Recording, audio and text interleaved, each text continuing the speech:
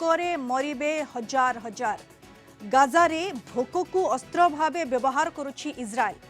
Jar परिणाम स्वरूप आगकू गाजारे हजार हजार लोक भोकरे मरिबा भली आशंका सृष्टि होछि।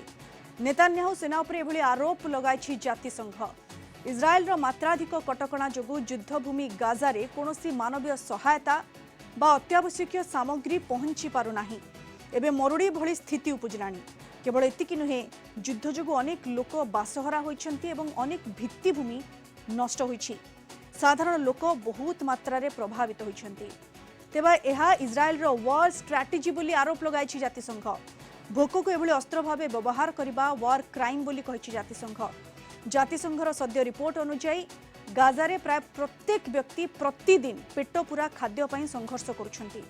गाजारे चलिथिबा संघर्ष रे ए पर्यंत 30,000 अधिक लोकंक जीवन गलानी। तेबे जातिसंघ चेतावनी दैछि, जदि युद्ध एभली भाबरे आगकू जारी रहिला एवं गाजा को आवश्यक सहायता न मिलिला खूब शीघ्र, तेबे मे मास सुद्धा 3 लाख लोक मरुड़ी द्वारा प्रभावित हेबार आशंका सृष्टि होइछि। ए संपर्क में विस्तृत भाव में आलोचना करबा वर्तमान आम सहित सीधासलख जोड़ी होइछन्ति अंतर्जातीय व्यापार विशेषज्ञ डॉक्टर निहार दास। डॉक्टर दास, स्वागत करुछि आपनको एटा टेटपिम को। जातिसंघ कहिछि गाजारे भोक को युद्ध अस्त्र भाव में व्यवहार करुछि इजराइल। ये कोन गोटे वार स्ट्रैटेजी हेई पारे कि इजराइल रो? डॉक्टर दास,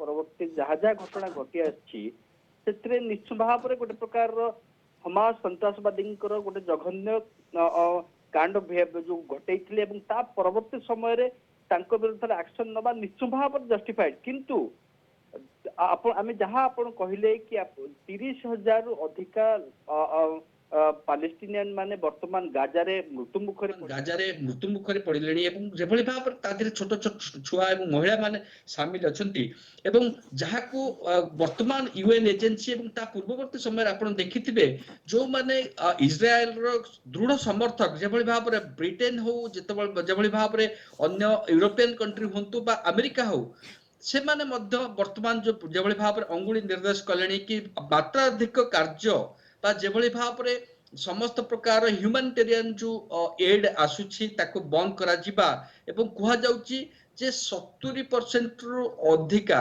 बा 70% रु अधिका लोक जो मान वर्तमान गाजा रे अछंती सेमान को पाखरे पीबा पानी नाही, सेमान को पाखरे खाइबा को खाद्य नाही, खाद्य पदार्थ नाही एवं एटा गोटे प्रकार एते एक्यूट हे गलानी जो थ्रेशोल्ड जोटा कुहा जाय कि दुर्भिक्षर पूर्ववर्ती समय एवं सेटा को मध्य पार कर जिबा कथा यूएन रिपोर्ट रे उल्लेख करा जायछि। सेटा निश्चित भाव रे गोटे चिंतार कारण एवं एटा जो आपण कहले एटा को आयुध करा जाई जते युद्धर अस्त्र भाव रे एटा गोटे आयुध करा जाउछि। निश्चित भाव रे आमे जदे बारंबार देखिबा कि बारंबार जते बेले अपील करा जाउछि इंटरनेशनल इवन यूरोपियन कंट्री माने कि डॉक्टर दास इजराइल रो ये युद्ध होछि हमास अगेंस्ट रे, ये युद्ध साधारण लोकन को अगेंस्ट रे नुहे। एभली स्थिति रे बारंबार अपील करा जाउछि ता सत्वे जेमति आपण मध्य कहउछन जो मानवीय सहायता कोंतु जो अत्यावश्यक सामग्री कथा कोंतु जो एड रो निहाती आवश्यकता रहिछि ताकू अलाउ करू नाही इजराइल। आ पछर कारण कोन होइथे पर डॉक्टर दास? देखंतु इजराइल केबे भी पालेस्टीनियन गोटे कंट्री भाव रे उभाई रहू बा विश्व मानचित्र रहू इजराइल केबे भी जेबे तो आपण 1948 मसिया परवर्ती समय रे देखंतु केबे भी चाहेनी एवं जहां हमें देखिथिले 1993 मसिया परवर्ती समय रे जते बेले गोटे प्रकार किछि आशा करा जाउतला कि गाजा अनुहे पालेस्टीनियन वेस्ट बैंक को नहीं गोटे प्रकार समस्या समाधान बाहरिबो सेटा को मध्य बारंबार इजराइल उल्लंघन करितला बोली कहा जायछि एवं जहा फल रे जदियो केही भी जस्टिफाई करि परिबे नाही कि इजराइल रो जहा जहा करछि ताकू हमास रो आक्रमण को केही भी जस्टिफाई करि परिबे नाही कारण सेटा संपूर्ण भाव रे ता विरोध रे सारा विश्व। किंतु कथा होछि साधारण बा निरीह लोकन को निरीह जनसाधारण को विरोध रे एभली भाव रे आपण संपूर्ण भाव रे खाद्य पानीय एवं बंद करबा कारण आपण देखंतु जेभली भाव रे गोटे प्रकार घेराबंदी करिछि इजराइल गाजा स्ट्रिप को सेते कोनोसी प्रकार आपण पिंपुड़ी जोटा कहंती कि पिंपुड़ी जीवा पई मध्य रास्ता नाही कहले चले बोली जो आमे कहे ओडिया रे ସେଭଳି ସ୍ଥିତି ଉପୁଜିଛି ଏବଂ ଯୋଉଥିରେ କି ଯୋଉ ଏଜେନ୍ସି ମାନେ ବର୍ତ୍ତମାନ ରିପୋର୍ଟ ୟୁଏନ ର 12ଟି ଏଜେନ୍ସି ବା ଅନ୍ୟ ରିଜନାଲ ବଡିଜ ଯୋଉମାନେ ଏ ରିପୋର୍ଟ ପ୍ରସ୍ତୁତ କରିଛନ୍ତି ସେମାନେ ମଧ୍ୟ ନିଶ୍ଚିତ ତାମାନେ ଭାବରେ ଡକ୍ଟର ଗୋଟେ ଦାସ ପ୍ରକାରର ପରୋକ୍ଷରେ ଏହା କୁହାଯାଇପାରେ ଯେ ପ୍ରକୃତରେ ହିଁ ଭୋକକୁ ଅସ୍ତ୍ର ଭାବରେ ବ୍ୟବହାର କରୁଛି ଇସ୍ରାଏଲ, କିନ୍ତୁ ଏହା କରିବା ସାଧାରଣ ଲୋକଙ୍କୁ ଯେମିତି ଆପଣ କହିଲେ ମାନେ ଖାଦ୍ୟ ପାନୀୟରୁ ଦୂରରେ ରଖିବା, ଇଏ ଗୋଟେ ପ୍ରକାର ୱାର କ୍ରାଇମ ନୁହେଁ କି? ଦେଖନ୍ତୁ ୱାର କ୍ରାଇମ ର ପରିଭାଷା ଆମେ ଦେଖିଛେ ଅତୀତରେ ମଧ୍ୟ ଯୋଉମାନେ ପାୱାରଫୁଲ ରାଷ୍ଟ୍ର ଅଛନ୍ତି ସେମାନେ ତାକୁ ଟ୍ୱିଷ୍ଟ କରିବାରେ ବହୁତ ମାହିର, କିନ୍ତୁ କଥା ହଉଛି ଯଦି ସାଧାରଣ ଭାବରେ ଆମେ ଦେଖିବେ ଯୋଉମାନେ ଶାନ୍ତିପ୍ରିୟ କଣ୍ଟ୍ରି ଅଛନ୍ତି ଭାରତ ଭଳି, ସେମାନେ ନିଶ୍ଚୟ ଭାବରେ ଏଇଟାକୁ କେବେ ବି ଗ୍ରହଣ କରିପାରିବେନି। ଗୋଟେ ଛୋଟ ଛୁଆ ବା ଗୋଟେ ଶିଶୁ ମୃତ୍ୟୁ ମୁଖରେ ପଡିଛି କାରଣ ତା ପାଖରେ ଖାଦ୍ୟ ନାହିଁ, ଗୋଟେ ମହିଳା ମୃତ୍ୟୁ ମୁଖରେ ପଡିଛି ତା ପାଖରେ ଖାଦ୍ୟ ନାହିଁ, ଏବଂ ସେଇଟାକୁ କେବେ ବି ବିଶ୍ୱ ଗ୍ରହଣ କରିବା ପାଇଁ ପ୍ରସ୍ତୁତ ନୁହେଁ। କଥା ହଉଛି ନା ସନ୍ତ୍ରାସବାଦୀକୁ ଗ୍ରହଣ କରିହେବ ନା ଏଭଳି ଅମାନବୀୟ ଘଟଣାକୁ ଗ୍ରହଣ କରିହେବ। କଥା ହଉଛି ନିଶ୍ଚୟ ଭାବରେ ଆର ଗୋଟେ ସୂତ୍ର, ଆର ଗୋଟେ ସମାଧାନର ସୂତ୍ର ବାହାରିବା କଥା, କିନ୍ତୁ କଥା କିଏ ହଉଛି ବାହାର କରିବ ଯେହେତୁ ଡକ୍ଟର ଦାସ? ସମାଧାନର ସୂତ୍ର ବାହାର କରିବ କିଏ? ଜାତିସଂଘ ତ କହୁଛି, କିନ୍ତୁ ଜାତିସଂଘର ପାୱାର କେତେ ଏବଂ ତାକୁ କେତେ ମାନୁଛନ୍ତି ସେ କଥା ବି ଆମେ ସମସ୍ତେ ଅବଗତ ଅଛୁ। ଏବେ ଜାତିସଂଘର ରିପୋର୍ଟ ସାମ୍ନାକୁ ଆସିଛି, କଥା ଉଠୁଛି ଇସ୍ରାଏଲ ଏବେ ଯୋଉ ମୁଡରେ ଅଛି ତାକୁ ଅଟକେଇବ କିଏ ଡକ୍ଟର ଦାସ? ଦେଖନ୍ତୁ ଇସ୍ରାଏଲକୁ କେବଳ ଅଟକେଇ ପାରିବେ ୟୁରୋପୀୟ ରାଷ୍ଟ୍ର ଏବଂ ଆମେରିକା। ବର୍ତ୍ତମାନ ସୁଦ୍ଧା ଯେତିକି ଯୋଉଗୁଡା କୁହନ୍ତି କି ଗୋଟେ ଲିପ୍ ସର୍ଭିସ ବା ଯାହାକି କେବଳ ପବ୍ଲିକ ଡୋମେନ ପାଇଁ ଯାହା ଆମେରିକା କହିଛି, ସେଥିରେ କେତେଟା ଗୋଟେ ପ୍ରକାର ଆନ୍ତରିକତା ଅଛି ସେଇଟା ଦେଖିବାର ଅଛି। କି ବାରମ୍ବାର ଯୋଉ କୁହାଯାଉଛି କି ନେତନ୍ୟାହୁ କି ଆପଣ ବର୍ତ୍ତମାନ ଯୁଦ୍ଧ ବିରତିକୁ ଆସନ୍ତୁ ବା ଏଇ ଯୋଉ ପ୍ରକାର ମାନବୀୟ ସହାୟତାକୁ ଆପଣ ପରମିଶନ ଦିଅନ୍ତୁ, ତା ଉପରେ କେତେ ଆନ୍ତରିକତା ଅଛି ତା ମଧ୍ୟ ସନ୍ଦେହ ଘରେ। କଥା ହଉଛି ଯେ ପର୍ଯ୍ୟନ୍ତ ୟୁରୋପ ଏବଂ ଆମେରିକା ବା ଯୋଉମାନେ ଇସ୍ରାଏଲକୁ ଦୃଢ ସମର୍ଥକ କରନ୍ତି ସେମାନେ ଉପରେ ଗୋଟେ ପ୍ରକାରର ଗୋଟେ ଦୃଢ ଷ୍ଟେପ ନ ନେବେ ବା ଗୋଟେ ଷ୍ଟ୍ରଙ୍ଗ ଷ୍ଟେପ ନ ନେବେ, ସେଥିରେ ମତେ ଲାଗୁନି ଇସ୍ରାଏଲ, କାରଣ ପ୍ରଧାନମନ୍ତ୍ରୀ ନେତନ୍ୟାହୁଙ୍କର ଯୋଉ ପ୍ରକାର ରାଜନୈତିକ କ୍ରାଇସିସ ବା ପଲିଟିକାଲ କ୍ରାଇସିସ ଅକ୍ଟୋବର 7 ପୂର୍ବରୁ ଆସିଥିଲା, ସିଏ ବର୍ତ୍ତମାନ ଇସ୍ରାଏଲର ଗୋଟେ ପ୍ରକାର ହିରୋ ଭାବରେ ନିଜକୁ ପରିଗଣିତ କରିବା ପାଇଁ ବା ନିଜକୁ ପ୍ରତିପାଦିତ କରିବା ପାଇଁ ଯୋଉ ଚେଷ୍ଟା କିନ୍ତୁ ତାଙ୍କର, ଡକ୍ଟର ଦାସ ଯେମିତି ଆପଣ କହୁଛନ୍ତି ଯାହା ବି ପଦକ୍ଷେପ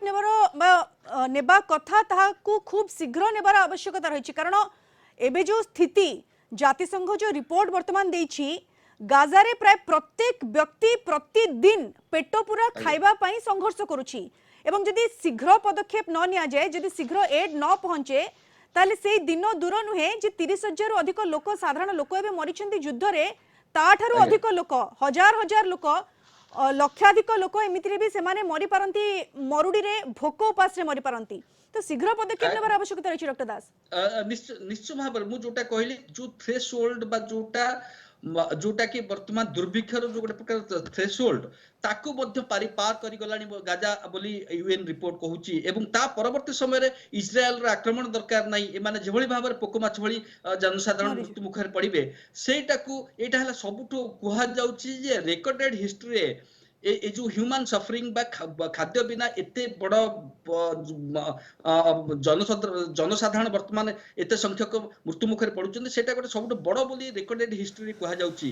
एवं सेटा जदि एभଳି भाबरे गोटे प्रकार दुर्भिक्ष एवं स्थिति रो बा लोकंकर खाइबा बिना मृत्यु मुखरे पड़िबार जो प्रोसेस जदि आरंभ हुए, ताहले निश्चय भाव ताको अटकेबा केबे भी आमे अतीत देखिछि आफ्रिका कंट्री मानकर किभଳି भाव फेमिन रे तांकर मृत्यु घटिछि, किंतु ए जगह रे गोटे ह्यूमन माने जानी सुनी क्रिएट करा जाइछि बा एहाकू एभଳି परिस्थिति मानवीय भाव तयारी करा जाइछि, ताकू मध्य किभଳି भाव रे टैकल करा जिवो। वर्तमान सुधा दास जेंति आपण कहउछन्ती प्राकृतिक उपाय रे मरुडी हेबा एवं जानी सुनी मरुडी भଳି स्थिति उपजायबा, जहा वर्तमान गाजा स्ट्रिप रे उपजिछि, एवं ये कोठी ना कोठी इस्राएल एभଳି भाबरे परिस्थिति सृष्टि करिछि। जातिसंघ एभଳି मध्य कहिछि जे भोक को अस्त्र भाबरे व्यवहार करुछि इस्राएल, जहा कि गोटे वार क्राइम। किंतु सबुठारु बड़ प्रश्न बाची इस्राएल को वर्तमान अटकाइब किए, किंतु जदि शीघ्र इस्राएल को न अटका जाए, शीघ्र जदि मानवीय सहायता गाजा रे न पहुंचे जहा जातिसंघ कहछि, ताले मे मास सुद्धा 3 लाख लोक भोक उपास रहिबे एवं लक्षाधिक लोक भोक उपास मरबे। तेणु शीघ्र पदक्षेप नेबार आवश्यकता रही। बहुत बहुत धन्यवाद डॉक्टर दास, विस्तृत भाव आम सहित आलोचन सामिल होइतिबारु।